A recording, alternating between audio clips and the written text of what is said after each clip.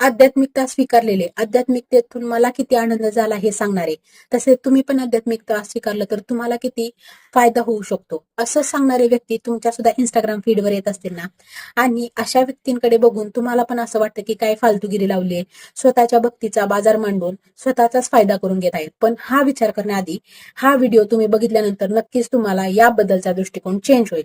तर जेव्हा आपण आध्यात्मिकता स्वीकारतो ना, ती आध्यात्मिकता आपण सहजासहजी स्वीकारलेली नसती. हे आध्यात्मिकता स्वीकारलेले लोक जास्तीत जास्त रिलेट करू शकतील.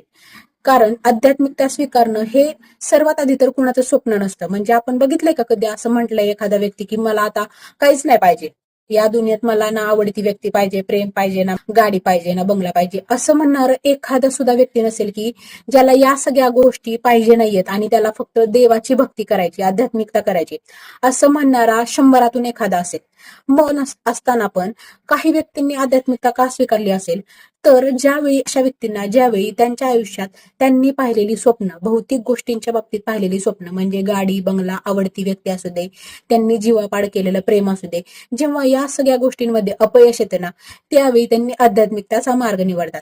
आणि जेव्हा असा मार्ग त्यांनी निवडतात ना, त्यावेळी या भौतिक गोष्टींमध्ये जो आनंद त्यांना 1% सुद्धा मिळाला नसतो ना, तेवढ्या कितीतरी पटीने आनंद त्याला आध्यात्मिकतेमध्ये मिळतो. आणि असा आध्यात्मिकतेमध्ये जगलेला आनंद तुम्ही पण जगावा. तुम्ही पण जास्तीत जास्त भौतिक गोष्टींमध्ये न अडकता, त्यापासून झालेल्या दुःखात न अडकता आध्यात्मिकता स्वीकारून खरा आनंद जगावा, असं त्यांचं म्हणणं असतं.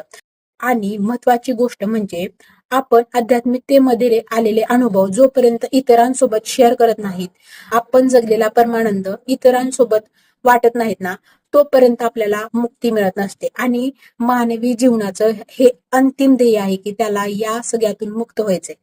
आणि जर तुम्हाला अशी मुक्ती अनुभवायची असेल ना, तर तुम्ही तुमच्या आयुष्यात भक्ती नक्कीच स्वीकारा. तुम्हाला त्याचा 100% फायदा होईल, ही माझी खात्री आहे. थँक्यू.